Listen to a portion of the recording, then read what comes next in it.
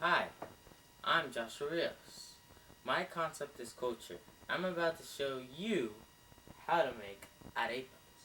And if you don't know what that is, it's a Latin American food. You can only find it in Latin America. You won't find it here in America. First of all, you're gonna need some flour. Preferably flour. You're gonna need a pot. And then you're gonna need about 4 ounces of water. Alright, so first of all, let's get 1 cup of flour. We put it in the pot I told you to get earlier. Now we get 1/2 cup of water. And you pour it in the pot.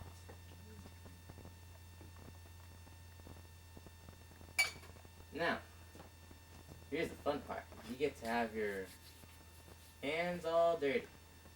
But before doing this, first clean your hands.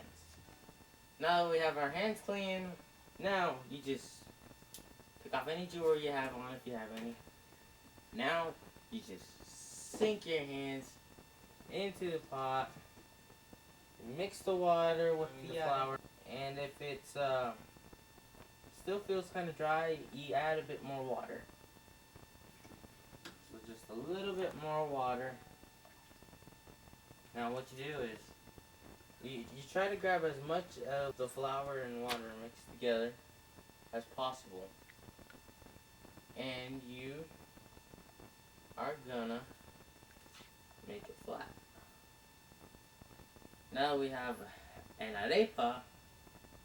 Alright, so now you can add some salt to the arepa to give it some flavor, or you can just let it be like that. But just a pinch of salt, not too much. Alright, so now that we have this all sorted out, now you turn on the stove, the medium or between medium and high, doesn't really matter, as long as it's somewhere there. And when it's hot enough, we're gonna put this on a pan. Now that the stove is all heated up, we're gonna place the arepa on the pan. Occasionally, every once in a while, you want to flip it over with a spatula to the other side, like in 5 minutes. And the arepa should be ready in 10 minutes. Now the arepa is cooked up. Be very careful because it's going to be hot, so just grab it up, you turn it off, and you let it sit for a while. Now that it's all cooled down, we grab the arepa, you can grab it with a hand, and there's different ways of cutting it up. You could just cut it in half from the side, directly through, or my favorite way of cutting it, you just cut it halfway. Like, you cut it, you see, until about halfway, and then you just open up like the rest of the space. So it's sort of like a clam, you know, clam shape. See? And then, this doesn't taste that good with by itself, but if you add cheese, turkey, tuna, butter,